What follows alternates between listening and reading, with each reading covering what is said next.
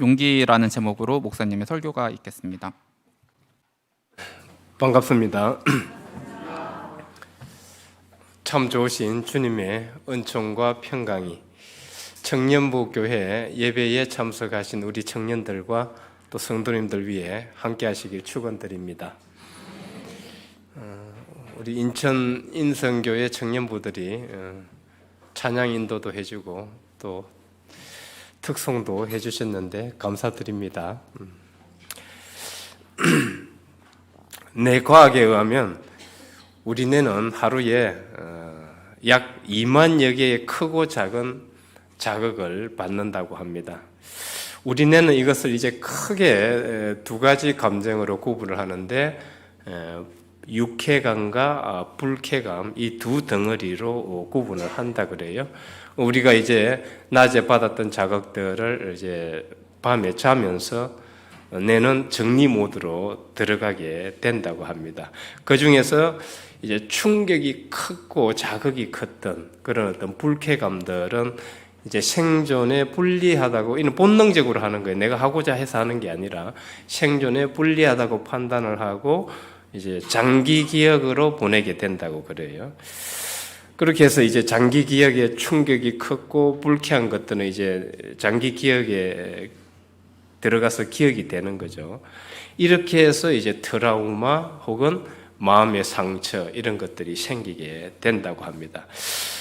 그래서 이제 이게 하나 형성이 되고 나면은 유사한 상황과 맞닥뜨리게 되면은 벌써 이제 두렵고 불안해져요. 내가 이제 기억을 하고 있기 때문에 나는 안 그러려고 의식적으로 안 그러려고 하는데도 우리 뇌는 그렇게 반응을 한다는 거예요. 예컨대 쥐가 먹을 것을 구하러 나갔다가 쥐약 섞인 어떤 음식을 먹고 죽다가 살아난 경험을, 끔찍한 경험을 했다고 칩시다.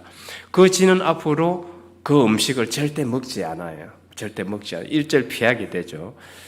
이런 것들이 이제 하나의 장기 기억으로 저장이 되면서 행동할 때 나타나는 반응이라고 볼 수 있어요.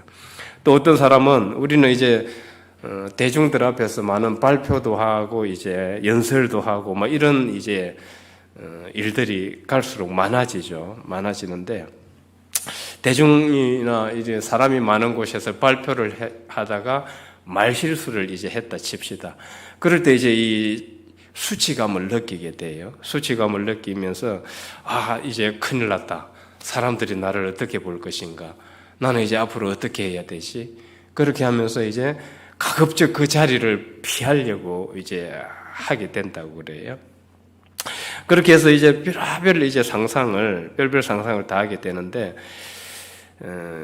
대부분 말 실수를 조금 했다 할지라도 저도 설교할 때 들어보면은 참 민망할 때가 많아요. 말 실수를 많이 하는데 말 실수했다 할지라도 대중은 그 한마디 한마디를 보지 않아요. 전체 맥락에서 이해를 하는 거지. 말 실수했다 할지라도 그다지 크게 신경을 안 써요. 그런데 이제 말 실수한 사람들은 거기에 대해서 집착을 하게 돼요. 그리고 이제 우리가 옷 입을 때도 외출할 때 뭐 옷에 신경을 쓰고 자기 외모에 신경을 쓰는데 실제로 내가 어떤 옷을 입고 해도 그 주변 사람들이 그다지 별로 신경 안 써요. 신경 안 쓰는데 우리는 거기 다른 사람이 나를 어떻게 볼까 여기에 대해서 에너지를 많이 소모를 해요. 그러다 보니까 외모라든지 복장에 대해서 신경을 많이 쓰면서 에너지를 많이 소모해요. 그러니까 그 에너지를 다른 데 써야 되는데 아무튼 그렇게 해서 이제 이 트라우마나 상처가 생기게 되면은 우리는 그 일이 유사한 상황이 딱 벌어지면은 그때부터 두려움과 불안한 감정에 휩싸이게 되죠. 그럴수록 우리 마음은 이제 무질서해져요. 자기가 발표를 잘 준비했다가도 이제 그 상황에 맞닥뜨리면은 이제 막 더듬거리고 막 이제 등에 식은 땀이 나면서 자기가 준비했던 것도 제대로 이제 하지 못하고 내려오게 되죠. 그래서 집에 가서는 또 수치스러워서 또 후회하게 되고 이게 이제 계속 연속해서 반복하게 되죠. 이렇게 되면은 이 우리의 이 두려움인가 이 불안의 감정은 우리의 발전과 성장을 저해하고 우리 인간관계마저 힘들게 만들어요. 저도 실제로 대중 앞에서 말하는 걸 별로 안 좋아했습니다. 제 이야기이기도 해요. 대중 앞에 있으면 그냥 도망가고 싶고 힘들었는데 이제 뭐 설교를 해야 되니까 어쩔 수 없이 상황이 나를 그렇게 만들었어요. 지금은 뭐 말실수해도 뻔뻔하게 이제 설교도 하고 그러는데 예전에는 안 그랬어요. 말실수하면 큰일 났다, 빨리 도망가야지 이런 생각만 했단 말이에요. 제 이야기이기도 해요. 첫 번째 스크린을 보면 애니어그램 9가지 성격 유형에 의하면은 두려움은 통계적으로 6유형이 가장 많다고 해요. 우리는 이 애니어그램 9가지 성격 유형을 다 가지고 있어요. 다 가지고 있는데 그 중에서 특히 두드러지는 거 한두 개를 두고 나는 무슨 유형이다 이렇게 얘기를 하는데 이제 이 베드로 같은 경우에는 6유형인데 두려움에 지극히 아주 민감해요. 또 다른 사람보다 더 민감한 거죠. 그러다 보니까 주님이 십자가 지시기 전날 밤에 주님이 치조와 신문을 당할 때 겁이 나서 주님을 3번씩이나 이제 부인을 하고 나중에 대성 통곡을 하게 되죠. 이제 5유형들은 보면은 5유형 여기 뭐 계시나 모르겠는데 5유형들은 과학자나 철학자가 많아요. 과학자나 철학자가 많은데 이 5유형들은 자녀를 두면은 부모라도 방문을 노크하지 않고 그냥 열면은 부모한테 화를 내요. 뭐 엄청나게 싫은 내세 표현을 해요. 그러니까 자기만의 그런 공간 속에서 탐구하고 연구하는 것을 좋아해요. 이 5유형들은. 이제 그러다 보니까 이제 과학자나 이제 철학자들이 많죠. 철학자들이 많은데 우리는 이 9가지 성격 유형을 다 가지고 있어요. 다 가지고 있는데 실제로 이제 저런 부족한 것들이 우리가 조금 보강이 되도록 이제 해야 되는데 나는 뭐 1유형이야. 그냥 이렇게 살래. 이렇게 하면은 좀 곤란해요. 내가 부족한 것들이 뭔지를 보고 그것을 보강하는 게 보충하고 강화시키는 게 중요하죠. 성격 유형이라는 게 그래서 필요한 거지. 나는 무슨 유형이니까 자기를 은행을 합리화하는데 사용한다면 그거는 조금 곤란하죠. 이 6유형이 특히 이 두려움에 민감한데 미성숙한 상태에서는 이 두려움에 갇혀 있게 돼요. 반대로 성숙한 상태에서는 이제 용기가 드러나는데 그래서 두려움과 용기는 동전의 양면 같아요. 내가 지금 엄청 발표하는데 두렵고 사람들 앞에서 지금 식은땀이 나고 불안하고 두렵다 그러면은 그만큼 그 사람은 더 큰 용기를 가질 수 있다는 거예요. 그러니까 지금 여러분들도 어떤 일을 하다 보면은 두려움과 불안에 직면하게 되는데 그때 오히려 나에게는 그만큼 큰 용기의 에너지도 있구나를 보시면 돼요. 그걸 보셔야 돼요. 동전의 양면과 같은 건데 베드로가 보면은 겁쟁이였다가 나중에는 주님을 하나님의 아들 그리스도로 전하면서 하루에 3,000명도 전도하는 그런 기염을 토하잖아요. 그리고 유대 종교 지도자들이 예수를 전하면은 너 목숨이 위험하다고 공갈 협박을 했지만은 전혀 아랑곳하지 않고 담대하고 용기 있게 예수를 하나님의 아들이라고 그리스도라고 전했었죠. 이제 베드로가 두려움 많은 겁쟁이였다가 정말 담대하고 용기 있는 자가 된 거죠. 이 동전의 양면이에요. 동전의 양면인데 그러면 베드로가 그 두려움 많던 베드로가 어떻게 해서 자기 안에 활성화되지 않는 그 용기의 에너지를 활성화시킬 수 있었을까? 말씀드렸죠. 내가 두려움이 많은 만큼 그만큼 용기의 에너지도 많이 있다는 거예요. 우리가 발견을 못했을 뿐이에요. 그러면은 한번 오늘 성경을 통해서 베드로가 어떻게 그 용기의 에너지를 자기 내면에 있는 그 큰 용기의 에너지를 발휘했는지 한번 생각을 해보겠습니다.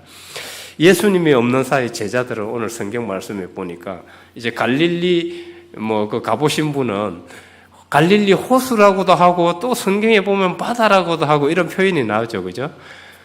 그런데 실제로는 호수예요. 실제로는 호수인데 바다처럼 커요. 그래서 이제 바다라고 표현도 하는 거예요. 바다라고 표현하는데 그러다 보니까 막 풍랑도 바다에서 일어나는 그런 풍랑이 일어나요. 이제 밤에 배를 타고 가다가 이제 심한 풍랑을 만나게 됩니다. 여러분들도 아마 배 타고 가면서 풍랑을 만나서 어려움을 겪어본 적이 있을 거예요. 저 같은 경우에는 몇 년 전에 이제 백령도를 가면서 인천에서 배를 타고 백령도를 갔어요. 한 4시간 정도 걸렸던 것 같아요. 제 기억으로는. 엄청 어쨌든 타고 시간이 많이 걸렸어요. 타고 가는데 시간이 많이 걸렸는데 1시간쯤 있더니 이제 안내 방송이 나오는 거예요. 이제 곧 이제 이 풍랑이 높아서 조금 배가 많이 요동칠 겁니다. 그러더니 마치 그 놀이공원에서 바이킹을 타는 그런 느낌이었어요. 배가 쭉 올라가다가 툭 떨어지고 올라가다가 툭 떨어지고 이걸 한 3-4시간을 계속 반복한다 생각을 해보세요. 어떻게 했어요? 그러니까 막 조금 있다가 막 완전 아비규환이에요. 아수라장이 돼가지고 막 죽겠다고 난리 막 토하고 막 땅에 이제 바닥에 아예 엎드려 있고 저 같은 경우에는 막 그 앞좌석을 이제 붙들고 야 이러다 정말 이제 바다에서 죽는다는 게 이렇게 해서 죽는구나 그런 생각이 들어요. 그 정도로 이제 두렵고 무서웠는데 지금 제자들이 풍랑을 만나서 고난을 당한다는 표현은 의미는 아마 이런 제가 경험했던 이런 경험이 아닐까 싶어요. 그런데 우리가 탔던 배는 뭐 엄청난 큰 여객선이었지만은 제자들이 탄 배는 얼마나 컸겠어요. 그 조그만 배인데 더 요동이 심했겠죠. 그만큼 이제 힘든 상황이었는데 그렇게 이제 풍랑에 막 풍랑으로 인해서 두려움 속에 이제 막 중리산이 이러고 있는데 칠흑과 같은 밤에 또 뭔가 막 그림자가 하나 저 멀리서 이렇게 걸어오고 있어요. 대부분의 사람들은 유령이라고 생각할 수밖에 없죠. 유령이라고 생각할 수밖에. 이제 풍랑으로 두려움과 불안 속에 이제 있는데 유령까지 나타났으니 그야말로 공포의 동아리인 거예요. 공포의 동아리. 그렇게 해서 막 이제 막 괴성을 지르면서 제자들이 이제 막 두려워서 소리를 질렀죠. 괴성을 질렀죠. 그런 상황에서 정말 익숙하고 정다운 음성이 들려오죠. 안심하라. 나니? 두려워하지 말라. 제자들은 그 음성을 듣고 직감적으로 주님이라는 것을 알았죠. 주님이라는 것을 직감적으로 알았습니다. 그래서 베드로가 주님 있으면 제가 물리를 걸어가게 하소서 했더니 주님이 그래 무리를 걸어서 나에게로 오라 했더니 그 베드로 보세요. 베드로는 그 겁쟁이였는데 그 겁이 많은 만큼 용기의 에너지도 가득하다는 거죠. 그 겁쟁이가 그냥 무리를 진짜 걸어가요. 진짜 걸어가게 됩니다. 걸어가게 되는데 왜냐하면은 베드로 안에는 강력한 신뢰가 있었잖아요. 주님은 하나님의 아들이시기 때문에 저분이 명하시면 나는 무엇이든지 할 수 있다는 그 강력한 신뢰가 있었기 때문에 가능했던 거예요.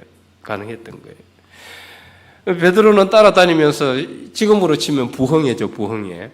예수님 부흥회를 따라다니면서 죽은 사람 사는 것도 봤고 중풍병자가 걷는 것도 봤고 많은 귀신 들린 자들이 귀신 쫓아내는 것도 봤고 여러분들은 지금 이 시대에 이런 일들이 일어난다면 믿겠어요?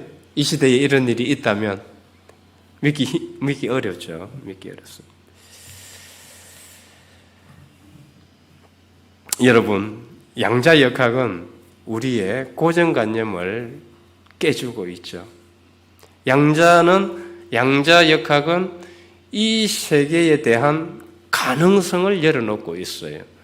이제 뭐 과학을 하신 분들은 이제 잘 아시는데 뉴턴의 물리학까지 우리가 고전 물리학이라고 봐요. 과학에서는 뉴턴의 물리학은 고전 물리학인데 고전 물리학은 인과 법칙, 철저하게 인과 법칙을 따르고 있잖아요. 원인이 있으면 결과가 있는 거예요. 그런데 이 양자역학은 인과 법칙을 넘어서 있어요. 인과 법칙으로 설명할 수 없는 것들을 설명할 수 있어요. 우리는 인과 법칙에 의하면 이래서 안 되고 저래서 안 되고 그래서 안 되고 우리는 안 된다는 말을 많이 사용하죠. 그렇지만은 양자역학에서는 가능해요. 예컨대 지금 이 우주의 에너지 흐름은 파동으로 지금 움직이고 있어요. 자연 상태. 자연 상태에서는 지금 우리 눈에 보이지 않지만은 이 양자 에너지는 지금 파동으로 지금 움직이고 있단 말이에요. 그런데 의식을 가진 관찰자가 의식을 가지고 관찰을 하면서 개입하는 순간 그 파동으로 흐르는 것들이 파동 함수가 붕괴되면서 그 입자로 전환이 돼요.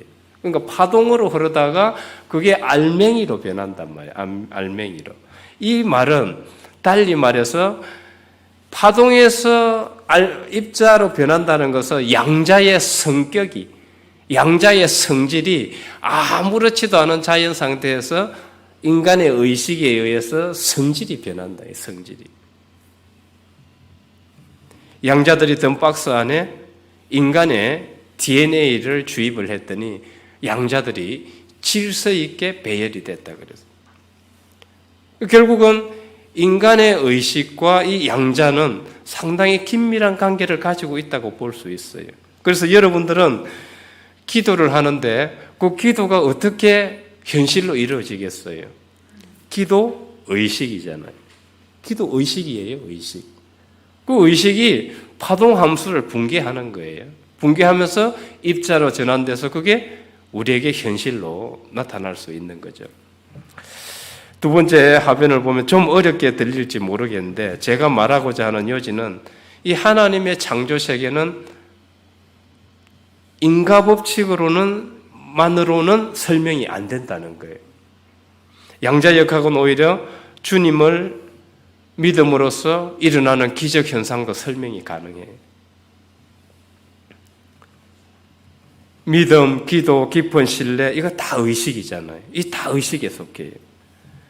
그 믿음이 있으면 이 시대도 성경상에 그런 일들이 충분히 일어날 수 있다는 거예요. 제가 며칠 전에 어느 유명한 목사님 설교를 듣다가 이제 우리 요 앞에 정파감리교회라고 있어요. 그 김기성 목사님 설교를 듣다가 그 목사님이 그 이야기를 하더라고.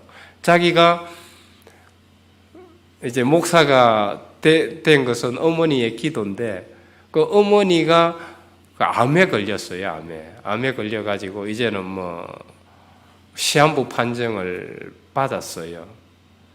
그런데 그 당시 이제 어린 시절이니까 이제 유명한 뭐 목사님들이 부흥회를 하는데 거기 이제 뭐 소문을 듣고 뭐 이제 지푸라기라도 잡는 심정으로 부흥회에 참석을 한 거예요.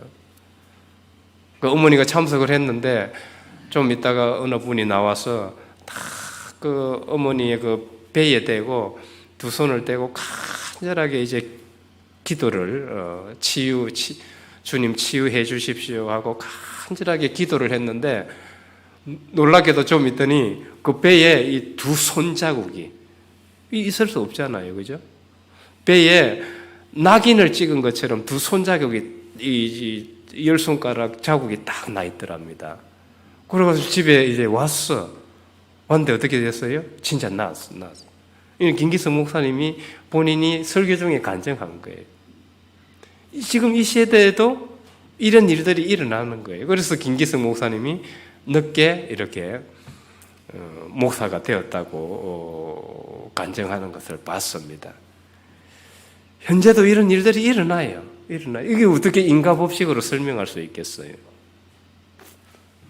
그래서 우리는 결국은 그 어머니는 하나님을 받아들였고 아들을 위해서 기도했고 그 아들은 그 기독교의 삶의 모델 안에서 훌륭한 목사님으로 지금 활동을 하고 계시죠.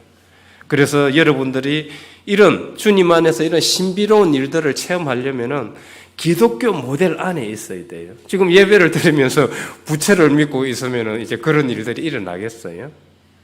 예배를 지금 교회 예배를 드리면서 지금 공자를 지금 만나고 있으면 그런 일이 일어나겠어요? 기독교 모델 안에서 예배하고 찬양하고 기도하는데 집중을 해야 나에게 그런 일들이 현실로 일어날 수 있다는 거죠. 그래서 기독교의 삶의 모델이 뜨뜻미지근하다면은 실제로 그런 일은 나에게 일어나기가 힘들다고 봐야 할 것입니다. 그래서 성경을 보면은 다시 한번 띄워주시면은 주님은 병고침을 받은 자들에게 한결같이 이 말씀을 하셔요. 한결같이 내 믿음이 너를 구원하였다. 한결같이 복음서 여러 곳에서 주님은 한결같이 병고침을 받은 자들에게 내 믿음이 너를 구원하였다 이 표현을 하셔요. 우리는 성경을 읽으면서 그냥 넘어갔을지 모르는데 그만큼 강력한 기독교 모델 안에서 강력한 이 믿음과 신뢰는 나에게 그런 신비한 현상도 일으킬 수 있다는 거죠. 이 베드로는 양자역학을 몰랐을 거예요. 몰랐지만은 그 신앙은 양자역학을 이해하고 있었던 것 같아요. 주님이 명하시면 무슨 일이든지 할 수 있다는 것을 믿고 물리를 걸어갔죠. 그런데 출발은 좋았으나 중간에 어떻게 돼요? 중간에 문제가 생기죠. 풍랑이 다시 자기의 의식 속으로 들어오게 돼요. 풍랑이. 두려움이잖아요. 그러면서 걱정과 염려가 앞서면서 다시 물속으로 빠져들게 됩니다. 여기서 성경 말씀이 우리에게 주는 메시지가 뭘까요? 네 번째 화면을 보면은 바다는 우리가 사는 세상 혹은 존재의 바다를 은유적으로 표현했다고 볼 수 있어요. 우리가 존재의 바다에 빠지지 않으려면 어떻게 해야 할까? 주님의 부력을 깊이 신뢰해야 되는 거예요. 이게 오늘 성경 말씀이 우리에게 주시는 가장 큰 메시지일 것입니다. 저도 주님의 부력을 어젯밤에 강력하게 신뢰를 했어요. 왜? 지금 제 목소리가 좀 이상하지 않아요? 안 이상해요? 한 이틀 전부터 목이 계속 좀 칼칼했어요. 어젯밤에는 자는데 막 열이 나면서 목이 아프고 따갑고 이제 가래가 생겨서 말도 잘 안 나오는 거예요. 큰일 났다. 어떻게 하나. 내일 청년부 교회에 설교도 해야 되는데 이거 어떻게 하지 이제 목소리가 안 나오면 진짜 종이에 전화를 해서 빨리 출강 강사를 불러야 되나 이것까지 생각을 했어요. 그 정도였어요. 열이 풀풀 나고 해서 그때 제가 이제 주님의 부력을 신뢰하면서 두려움보다는 이제 기도할 때 여러분들은 막 말로 많이 기도하지만 저는 말로 기도를 하기도 하지만은 이제 도화지처럼 이렇게 딱 하나 그려요. 도화지 속에 내가 바라고 원하는 그 모습을 도화지 속에 한 장의 그림으로 그려요. 내일 청년부 교회 예배 잘 드리고 모든 것이 원만하게 다 마친다는 그 그림을 하나 딱 그려요. 그 안에서 나도 설교도 원만하게 무리 없이 하고 내려온다. 그 그림을 딱 그리면서 계속 자면서 묵상을 했어요. 근데 거짓말같이 아침 7시, 8시 갈수록 지금 목소리가 회복이 됐어요. 여러분, 주님의 부력을 깊이 신뢰해야지, 주님의 부력을 깊이 신뢰해야지, 내가 지금 이런 어렵고 힘든 상황에 처해 있다고 해서 그걸 그냥 불안과 두려움 속으로 나를 몰고 가고 이를 부정적인 경향 쪽으로 몰고 간다면은 나에게 그런 신비롭고 좋은 일들은 일어나지 않아요. 자신이 만들어가는 거예요. 그래서 주님이 내 믿음이 너를 구원하였다 그러시는 거 아니겠어요? 주님의 부력을 깊이 신뢰할 때 그때 베드로는 무리를 걷게 되었고 자기 안에 있던 그 용기의 에너지가 극대화됐던 겁니다. 이걸 이제 기독교의 심장을 쓴 마커스 보그라는 신학자는 신뢰의 신앙이라고 그래요. 여러분, 나는 사도신경을 믿습니다. 교리를 믿습니다. 신주를 믿습니다. 이거는 지적으로 동의하는 신앙이에요. 지적으로 동의하는 신앙은 신앙의 한 방법이지 신앙의 모든 것은 아니에요. 그리고 이제 내가 주님의 말씀을 충실히 지키는 충실의 신앙. 그리고 이 세상을 은총으로 보는 거예요.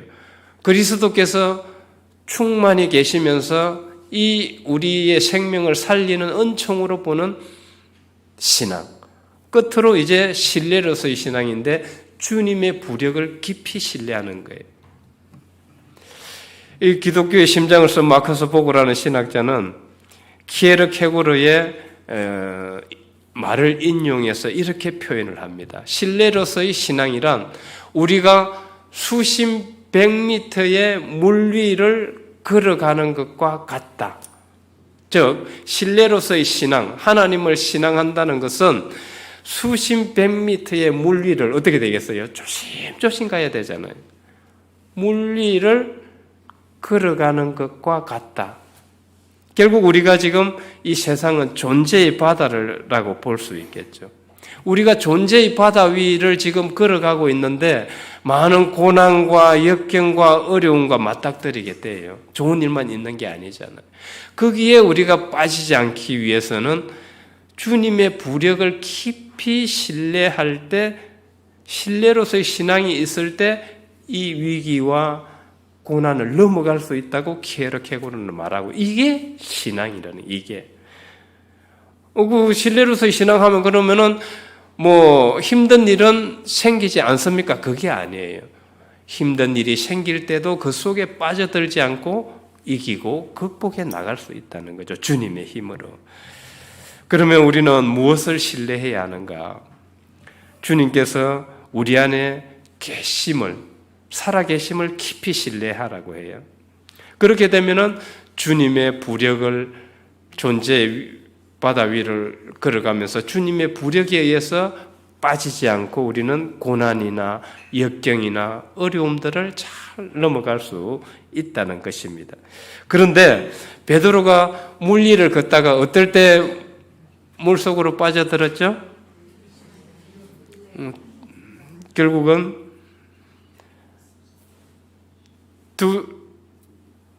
용기의 반대는 염려와 걱정이에요. 염려와 걱정. 그래서 마커스 보그라는 신학자는 용기의 반대는 걱정과 염려다.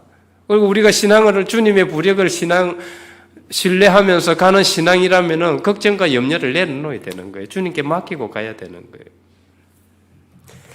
우리는 오늘 성경 말씀을 통해 두려움을 넘어 용기를 가지려면 어떻게 해야 되는지에 대해서 그 방법을 발견하게 됩니다. 우리는 스스로 한두 번 용기는 낼 수는 있어요. 혹은 몇십 번 스스로 내가 용기 내야지 해서 낼 수는 있어요. 그러나 우리는 경험적으로 알죠. 그 용기가 오래 가지 못하고 곧 시련과 역경과 고난에 맞닥뜨리면은 두려움과 불안 속에 잠식된다는 것을 우리는 보게 돼요. 그러면 우리의 용기가 단절 없이 지속되기 위해서는 결국은 답은 하나예요.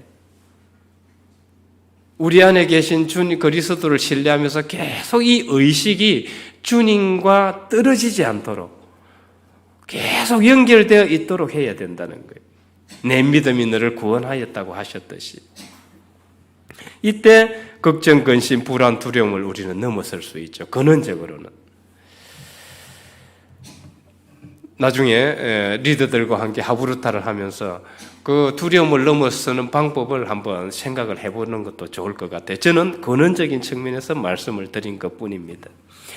주님께서 우리 안에 계심을 깊이 신뢰하고 주님의 부력을 깊이 신뢰하는 거 대단히 중요합니다. 왜냐하면 우리가 존재의 바다에서 빠지지 않고 실족하지 않기 위해서는 그렇게 해야 된다는 것을 성경은 잘 오늘 베드로는 우리에게 잘 말해주고 있습니다. 다섯 번째 화면을 보면 주님이 우리 안에 계심을 깊이 신뢰하고 그분의 부력을 믿게 되면은 그분이 우리 안에서 활동하시게 돼요. 아까 기독교 모델이라고 그랬죠. 기독교 모델. 그 부처 모델을 가지면은 불교 모델을 가지면은 그리스도가 없잖아요. 유교 모델도 마찬가지죠. 기독교 모델을 가질 때 성령께서 우리 안에 살아 계신다는 그 믿음을 가지게 돼요. 그 기독교 모델 안에서 우리는 가지고 있을 때 경험과 체험을 할 수 있다는 거예요. 그 사도 바울이 보면은 그리스도는 우리 안에 계시고 우리가 하나님의 성전이고 우리 몸이 그리스도라는 표현을 많이 써요. 이 표현이 무슨 뜻이냐면은 결국 하나님은 우리 안에서 살아 계시면서 우리를 통해서 역사하신다는 이야기예요. 이 믿음과 신뢰를 가져야 된다는 이야기죠. 그래서 성경에 보면은 여러분들 초대 교회가 세워지는 그 역사를 보게 되는데 그 초대 교회가 세워지는 그 역사를 잘 알려면은 사도행전을 보시면 돼요. 사도행전. 사도행전은 주님 부활 승천하신 후에 제자들이 교회를 세워가는 모습을 그려내고 있죠. 그런데 이 초대 교회에서 이 사도행전을 성령행전이라 해요. 성령행전. 그만큼 그 뜻은 뭐냐면 우리 안에 그리스도께서 살아계신다는 것을 체험하고 경험하면서 하나님의 놀라운 일들을 하고 복음을 전했다는 이야기예요. 제자들이 그랬습니다. 그냥 사실이죠. 역사적 사실이죠. 여섯 번째 화면을 보면 그래서 우리는 이 용기는 그리스도가 우리 안에 계시고 우리가 그리스도 안에 호흡하고 활동하고 있다는 것을 깊이 신뢰하고 가야 돼요. 그렇게 될 때 우리의 의식은 계속 하나님의 영과 연결이 되겠죠. 이제 이 용기를 조금 의식 연구한 데이비드 호킨스 박사에 의하면은 이 용기부터 하나님의 의식 혹은 하나님의 마음 혹은 하나님의 영과 접속하게 된다고 그래요. 여러분들 한번 보십시오. 저 도포를 보면은 여러분들이 살아가면서 지금 내가 막 분노하고 있고 저 어떤 상사 때문에 어떤 사람 때문에 내가 분노하고 있고 내가 지금 심한 수치감을 느끼고 있고 슬프다면은 내 의식이 지금 바닥 상태에 있는 거예요. 하나님의 의식과 지금 멀어져 있는 거예요.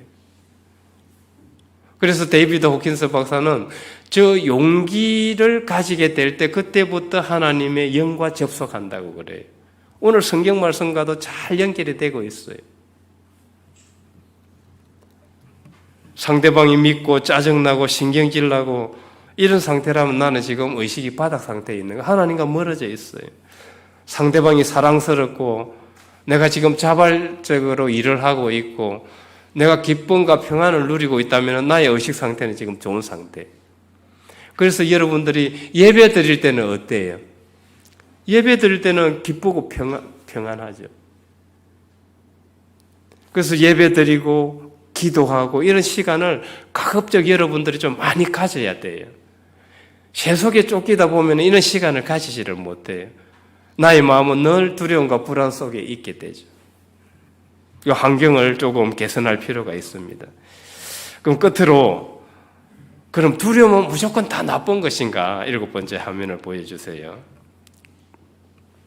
이렇게 질문을 할 수도 있어요. 그럼 두려움이 다 나쁜 것인가?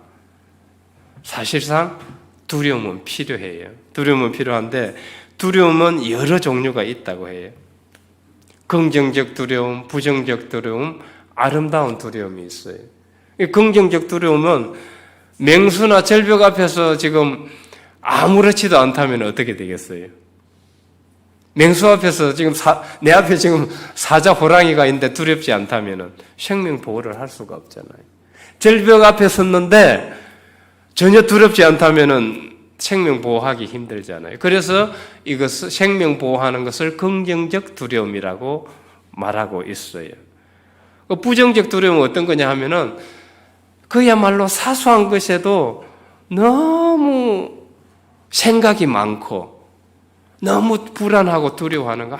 내가 오늘 뭐 설교 준비를 했는데 이걸 어떻게 잘 할 수 있을까? 뭐 사람들이 내 설교를 어떻게 알아들을까? 이런 생각을 하게 되면 설교를 못 하죠. 설교를 못 하죠. 그냥 주님 믿고 해야지 뭐. 내가 은혜 주나 주님이 주지. 이렇게 해야지. 내가 잘해서 뭐 어떻게 사람들을 설득시키고 뭐 사람들에게 은혜를 주려고 하면 이제 못 하는 거예요. 두렵고 불안해서. 그리고 이제 이 부정적 두려움 중에 두려움이 전혀 없는 상태가 있어요. 예를 들면은 지가 고양이 머리 위에서 놀고 있다면 어떻게 되겠어요? 무모하잖아요. 이런 두려움도 부정적인 두려움에 속해요.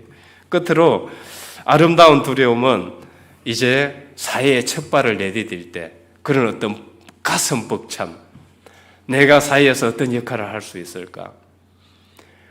불의와 거짓과 싸울 때, 투쟁을 해야 될 때 두렵잖아요. 불의와 맞서야 될 때 두려워요. 이때 그리고 내가 큰 존재 앞에 뭐 나야가라 폭포라든지 큰 자연 앞에서 오는 경외감, 이 다 아름다운 두려움이라고 그래요. 그 긍정적 두려움과 아름다운 두려움은 필요해요. 그런데 이 부정적 두려움은 가급적 우리가 관리를 하는 게 좋죠. 관리를 한다는 뜻을 이렇게 이해하면 될 것 같습니다. 내가 두려운 감정이 지금 들고 있어요. 지금 두려워. 그럼 발표를 앞두고 지금 내가 두렵다면은 내가 지금 이 감정이 왜 두려울까? 사람들한테 좀 더 잘하려는 의식에서 오는 두려움일까? 혹은 저 사람이 나를 지금 나를 거절할까봐 내가 준비한 것을 저 사람이 거절할까봐 오는 두려움일까? 이렇게 해서 자기의 감정과 직면하면서 이름표를 붙이는 훈련을 해야 돼요. 그냥 두려움이라고 해서 그냥 넘어가지 말고 이제는 자기 감정과 직면하면서 그 이름표에 그 감정에 이름표를 한번 붙여보세요.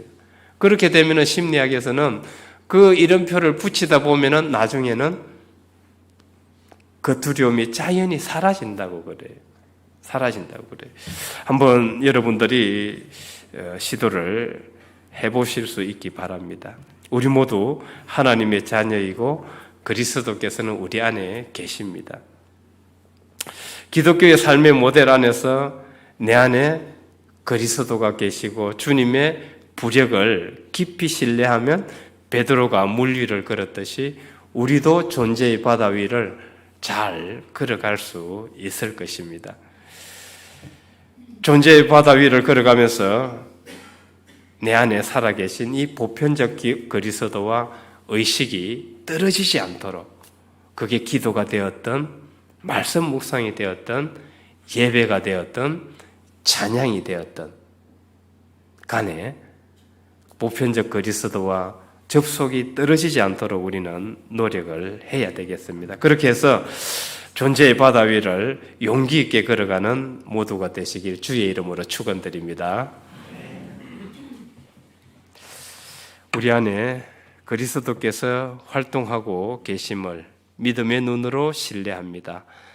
존재의 바다 위를 걸어가는 저희들이 우리 안에 계신 주님의 부력을 깊이 신뢰함으로써 용기 있고 담대한 삶을 살아가도록 인도하여 주옵소서.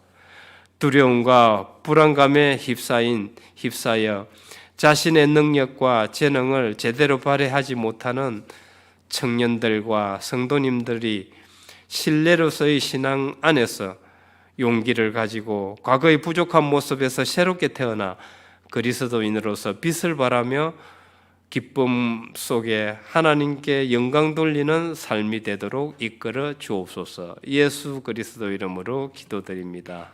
아멘.